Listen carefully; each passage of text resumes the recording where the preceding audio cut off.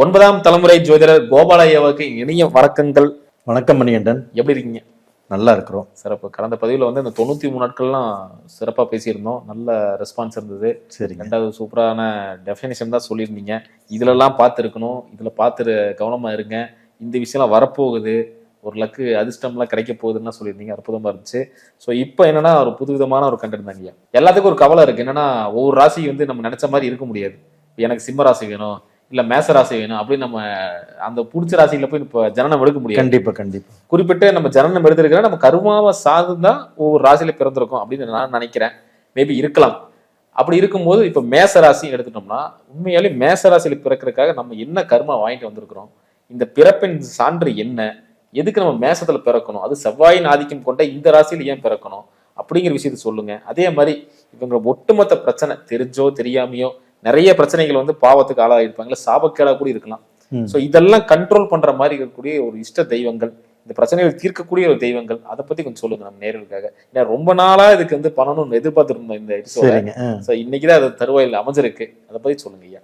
ஒரு ராசியின் ஒட்டுமொத்த கர்மாவும் தீரக்கூடிய இடம் எது, அதற்கு பரிகாரம் தெய்வங்கள், அதற்கு தெய்வஸ்தலங்கள், இதை பத்தி தான் இன்னைக்கு நீங்க கேக்குறீங்க. கண்டிப்பா இந்த பதிவை ரொம்ப நாளா போடணுங்கிற ஆவல் எனக்கு இருந்துட்டே இருந்தது.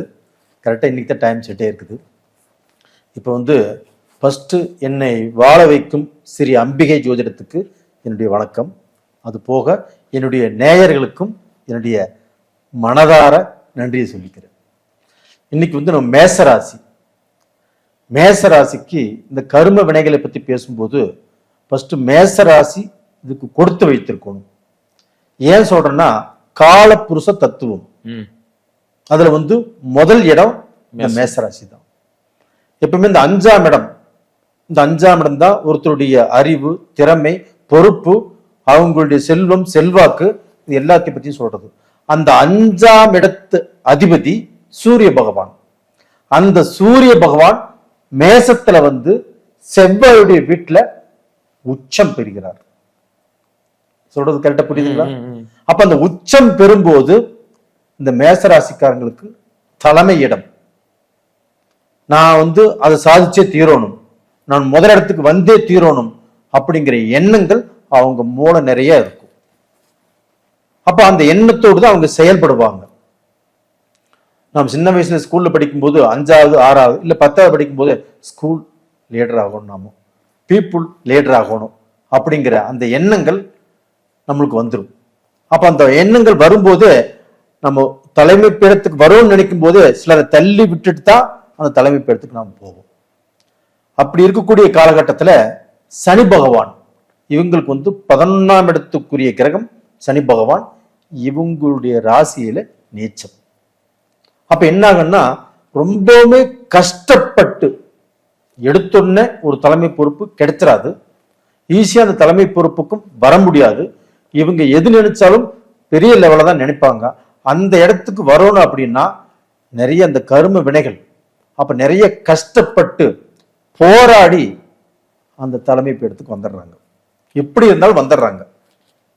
அப்ப அந்த தலைமை இடத்துக்கு வந்துட்டாங்க அப்படின்னா இவங்க ஜெயிச்சிட்டாங்கன்னு அர்த்தம். அப்ப அந்த தலைமை இடத்துக்கு வந்து ஜெயிச்சு அங்க உட்கார்ந்துருக்காங்க. அதுக்கு அடுத்தது பாத்தீங்கன்னா அந்த தலைமை இடத்தை அவங்க தக்க வச்சுக்கணும். அப்ப இந்த தக்க வைக்கிறதுக்கு வந்து பாத்தீங்கன்னா அவங்க வந்து வாழ்க்கையில மிகவும் போராடணும். மிகவும் வந்து பாத்தீங்கன்னா பல எதிர்ப்புகளையும் பல நல்லவங்க கெட்டவங்க எல்லாத்தையுமே சந்திக்கணும். ரெண்டாவது பாத்தீங்கன்னா இவங்களுக்கு வந்து ராசிநாதன் செவ்வாய் போராட்ட குணமுடையவர். அந்த செவ்வாய் தான் இவங்களுக்கு ராசிநாதன். அப்ப ராசிநாதன் செவ்வாயா இருக்கும்போது எதுக்குமே துணிஞ்சு நான் ஜெயிச்சிருவேன், நான் சம்பாதிச்சிருவேன், நான் நல்ல பொசிஷனுக்கு வந்துருவேன் அப்படிங்கிற அந்த போராட்ட குணம் அப்படிங்கிற குணம் இவங்ககிட்ட இருக்கும். அப்படி இருக்கும்போது எப்படியுமே அந்த 2வது பொசிஷன்ல ஒரு தலைமை இடத்துக்கு வந்துட்டாங்க. அதை தக்க வச்சுக்கோன்னா இதையுமே போராடி தக்க வச்சுக்கிறாங்க. இது போக பார்த்தீங்கன்னா இவங்களுக்கு வந்து இந்த 7ஆம் இடம் ஒண்ணுங்கிறது இவங்க ராசியோ லக்னமோ. அதே சமயத்துல இந்த 7ஆம் இடம் 1ஆம் இடத்தில் சனி நீச்சம், கரெக்டா அந்த 7ஆம் இடத்தில் துலாம்ல சனி பகவான் உச்சம். அப்ப அந்த 7ஆம் இடம் என்பங்கிறது என்ன? கலஸ்திரஸ்தானம். இந்த 1-7 காம்பினேஷன் வருதுங்களா? அப்போ 1ஆம் இடத்தில் சனி நீச்சம், 7ஆம் இடத்தில் சனி உச்சம். அப்போ பாத்தீங்கன்னா ஒரு பக்கம் இப்படி மேல ஏறும், ஒரு பக்கம் கீழே இறங்கும். இது போக பாத்தீங்கன்னா இந்த 5ஆம் இடத்து அதிபதி சூரிய பகவான் இந்த 7ஆம் இடத்துல தான் நீச்சமாகிறார். அதே சமயத்தில் இந்த 1ஆம் இடத்தில் அங்க உச்சமாகிறார். அப்ப இந்த 1-7 அப்படிங்கிறது பாத்தீங்கன்னா கணவன் மனைவி இவங்களுக்குள்ள கொஞ்சம் அண்டர்ஸ்டாண்டிங் குறைவு. அதே சமயத்தில் 5ஆம் இடத்து அதிபதி 7ஆம் இடத்தில் நீச்சம், ராசி முதல் இங்க மேசத்துல உச்சம். அப்போ பாத்தீங்கன்னா இந்த ஏற்றத்தாழ்வு அப்படிங்க இருந்துட்டே இருக்குது. அப்போ பாத்தீங்கன்னா மேச ராசிக்காரங்களுக்கு எப்பவுமே தன்னுடைய வாழ்க்கையில கொஞ்சம் சரிவு இருக்கும், கொஞ்சம் திருப்தி இருக்காது. மேச ராசிக்காரங்க வாழ்க்கையை விரும்புவாங்க.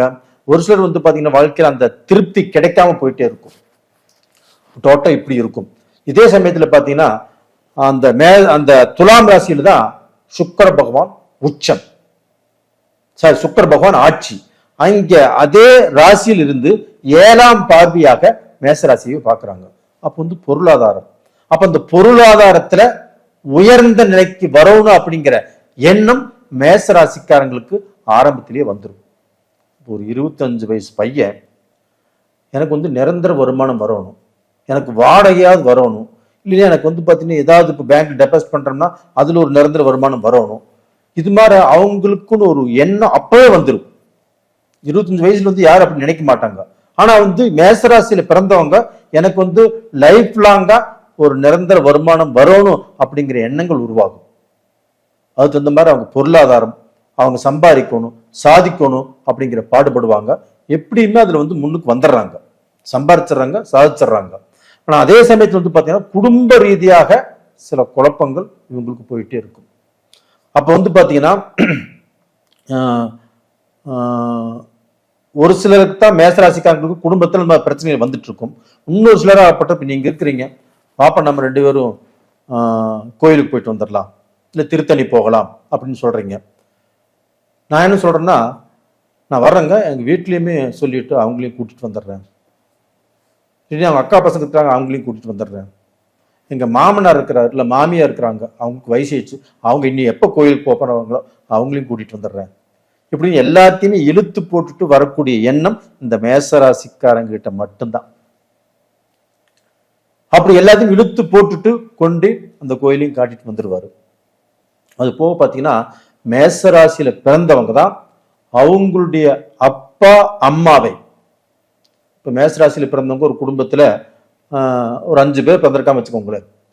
இப்ப இந்த 5 பேர்த்துல மேசராசியில பிறந்தவங்க தான் அவங்க அப்பா அம்மாவை ரொம்ப டேக் கேர் பண்ணி அவங்க வீட்டுல வச்சு பார்ப்பாங்க. இல்ல அப்பா அம்மாவுக்கு ஒரு உடம்பு சரியில்லை, மருந்து வாங்கி கொடுக்கணும் அப்படின்னாலும் எங்க இருந்தாலும் மேசராசிக்காரங்க தான் ஃபர்ஸ்ட் ஓடுவாங்க. அப்போ அவங்க அப்பா அம்மாவை கேர் பண்ணக்கூடிய அந்த மனோபாவம் அப்படிங்கிறது இவருக்கு தான் அதிகமா இருக்கும். அப்போ அவங்க கூட 4 பேர் அண்ணன் தம்பி பிறந்திருப்பாங்க, இல்லை அண்ணன் தம்பி அக்கா தங்கச்சி எல்லாம் சேர்ந்து 5 பேர் இருப்பாங்க. இருந்தாலும் முதல்ல கேர் எடுத்துக்கிறவங்க இந்த மேசராசிக்காரங்க தான். அதே சமயத்துல இந்த மேசராசியில பிறந்தவங்களுக்கு உங்க அப்பா சொத்து உங்களுக்கு தான், அப்பா சொத்து நீ தான் அனுபவிக்க போற, நீ எடுத்துக்கோ அப்படின்னா எனக்கு அப்பா சொத்து எனக்கு வேண்டாம், நான் தனிப்பட்ட முறையில நான் சம்பாரிச்சு நான் நல்ல பொசிஷனுக்கு வந்துடுவேன், அந்த நம்பிக்கை எனக்கு இருக்குது, எனக்கு அப்பா அம்மா சொத்து எனக்கு வேண்டாம் அப்படின்னு சொல்றதும் மேசராசிக்காரங்க தான். இவ்வளவு பாத்தீங்கன்னா துணிச்சலும் தைரியமும் மேசராசிக்காரங்க கிட்ட இருக்குது. இது போக பாத்தீங்கன்னா இப்போ பாத்தீங்கன்னா ஒரு இவங்க சம்பாதிச்சு ஒரு நல்ல நிலைமைக்கு வந்துட்டாங்க. இவங்களுடைய மனசுக்குள்ள என்னன்னா, ஏதாவது ஒரு ஹாஸ்பிட்டலுக்கு நம்ம ஏதாவது ஒரு ஆம்புலன்ஸ் வாங்கி கொடுக்கலாம், ஒரு உயிரை காப்பாற்றக்கூடிய அந்த வாகனத்தை வாங்கி கொடுக்கலாங்கிற எண்ணம் இவங்களுக்கு மனசுக்குள்ள இருந்துட்டே இருக்கும். அந்த அளவுக்கு நல்ல பொசிஷனுக்கு வந்துருவாங்க. அதே சமயத்துல இப்போ ஆம்புலன்ஸே வருதுன்னு வச்சுக்கோங்களேன், இப்போ எத்தனையோ பேர் இருக்காங்க எல்லாம் கொஞ்சம் வழி விட்டுருவாங்க. இந்த மேசராசிக்காரங்க இருக்கான்னு வச்சுக்கோங்களேன், இறங்கி வழி விட்டுட்டு எல்லாத்தையும் தள்ளி தள்ளி தள்ளி தள்ளி ஆம்புலன்ஸுக்கு வழி விடுங்க அப்படின்னு சொல்லக்கூடிய அந்த குணமும் 12 ராசிகளிலேயே அந்த மேசராசிக்கு தான் இருக்கும். அப்பேற்பட்ட ஒரு நல்ல குணமுடையவர்கள் மேசராசிக்காரங்க. அதே சமயம் இப்படி கார்லயே உட்காந்துருக்காங்க வச்சுக்கோங்களேன் மேசராசிக்காரங்க, ஆம்புலன்ஸ் போகுதுன்னு வச்சுக்கோங்களேன், சாமி முருகா அந்த ஆம்புலன்ஸ் ரொம்ப சீக்கிரமா போய் சேர வேண்டிய இடத்துக்கு போய் சேரணும், அதில் இருக்கக்கூடிய பேஷண்ட்டுக்கு நல்ல ஆயுளை கொடுக்கணும், அவங்க நல்லா இருக்கணும் அப்படின்னு சாமி கும்பிட்டுக்குவாங்க. அது மாதிரியான ஒரு மனோதைரியமும் அந்த மேசராசிக்காரங்களுக்கு நிறைய இருக்குது. அப்போ வந்து பார்த்தீங்கன்னா இவங்களுடைய வாழ்க்கையில அந்த மேசராசிக்காரர்களுக்கு செவ்வாய் ஆட்சியாக வந்து, சூரியன் உச்சமாக வந்து, சனி உச்சமாக இருந்து, அதே சமயத்தில் சனி நேச்சமாகவும் இருந்து, சனி வந்து 7ஆம் இடத்தில் உச்சமாகவும் இருந்து, அந்த உச்ச பலத்தோடு தன்னுடைய ராசியையும் பார்த்து, அந்த சுக்கிரனும் இவங்க ராசியையும் பார்க்கறதுனால, அந்த சுக்கிரனும் 7ஆம் இடத்தில் உச்சமாக இருக்கிறதுனால, இவங்க எப்படி இருந்தாலும், எவ்வளவு கரும வினைகள் இருந்தாலும், அந்த கரும வினையிலிருந்து மேலே வருவதற்கு வாய்ப்புகள் நல்லா இருக்குது. ஆனா வந்து பாத்தீங்கன்னா மேசராசியில் பிறந்தவங்க ஒரு 30 வயசு 35 வயசு வரைக்கும் ரொம்ப கஷ்டப்படுறாங்க.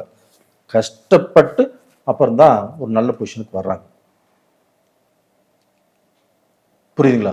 அது போக பாத்தீங்கன்னா இந்த மேச ராசிக்காரங்க வந்து பாத்தீங்கன்னா வாழ்க்கையில சாதிக்கணும், சம்பாதிக்கணும், நல்ல பொசிஷனுக்கு வரணும், எல்லாத்துக்கும் நல்லது செய்யணும் அப்படிங்கிற எண்ணம் இவங்க மனசுல ஊறிட்டே இருக்கும். அப்படிப்பட்டவர்களுக்கு இவங்களுடைய கரும வினையை தீர்க்கக்கூடிய நான் கோயிலை பத்தி நான் சொல்றேன். நீங்க தான் கேட்கற மாதிரி தான் கேளு. அதுதாங்க அந்த கோயில் சொல்லியிருந்தீங்கல்ல, இப்போ குணாசம் பேசிட்டோம், குணாசம் அருமையா சொன்னீங்க. இப்போ இந்த எல்லாத்துக்கும் இருக்க பிரச்சனை தான். இந்த பிரச்சனையில இருந்து முற்றிலும் வெளியே வரணும். ஒரு தெய்வத்தை பிடிச்சிட்டோம்னா நம்ம வாழ்க்கை நல்லா இருக்குன்னு சொல்லுவோம். அப்படிப்பட்ட தெய்வம் எது? இவங்களுக்கு வந்து அந்த கரும வினையை, ஒட்டுமொத்த கரும வினையையும் தீர்க்கும் ஒரு ஆலயம் எது அப்படின்னா, மேசராசிக்காரங்க வந்து எப்பவுமே அவங்களுக்கு முருகர் தான். நாமளே வேற கோயில சொன்னாலும் அவங்க ஏத்துக்க போறது இல்லை. அவங்க எப்பவுமே வந்து பார்த்தா இந்த முருகர் மேல நல்ல பக்தி இருக்கும், அந்த காதல் இருக்கும். அது போக இவங்க வந்து அஸ்வினி, பரணி, கிருத்திகை 1ஆம் பாதம், இந்த 3 நட்சத்திரங்கள் பிறந்தவங்க தான் இவங்க. அந்த 3 நட்சத்திரத்தில் பிறந்த இவங்களுக்கு ஒரு அருமையான கோயில், ஒட்டுமொத்த கரும வினையும் தீர்க்கக்கூடிய கோயிலாகப்பட்டது நாகப்பட்டினத்துல பொறவாச்சேரி அப்படிங்கிற ஊர். அந்த ஊர்ல வந்து பாத்தீங்கன்னா அந்த பொறவாச்சேரி அப்படிங்கிற ஒரு கோயில் இருக்குது. அதாவது வந்து பாத்தீங்கன்னா பொருள் வைத்த கந்தசாமி அப்படிங்கிறதா அந்த முருகருடைய ஆலயம்.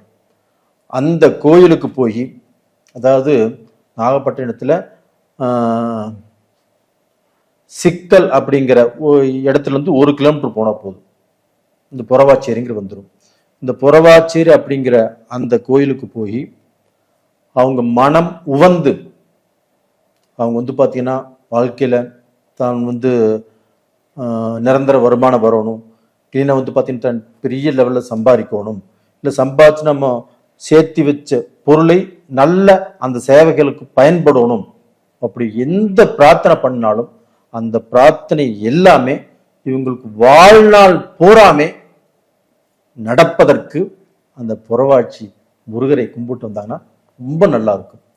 அந்த முருகரை வந்து பார்த்தீங்கன்னா ஒரு நிமிஷம் பார்த்தாவே அந்த கண்கள், அந்த ஒளி, அவங்க இன்னும் கொஞ்ச நேரம் பார்க்கலாமா அப்படின்னு இருக்க வைக்கக்கூடிய ஒரு ஸ்தலம் தான் அந்த பொறவாட்சி. அப்ப அந்த அருள்மிகு பொருள் வைத்த அந்த கந்தசாமி அப்படிங்கிற அந்த தெய்வத்தை வணங்கி வந்தால் இவங்களுடைய கஷ்டங்கள் கண்டிப்பாக தீரும். இவங்களும் நல்ல நிலைக்கு வருவார்கள். இவங்களுடைய வாழ்க்கையிலும் ஒரு நல்ல ஆனந்தத்தை, சந்தோஷத்தை இவங்க வாழ்நாள் பூராமே பார்க்கலாம். ரொம்ப அற்புதமா சொன்னீங்க. மீண்டும் அடுத்த காலையில் சந்திக்கலாம். நன்றிங்க.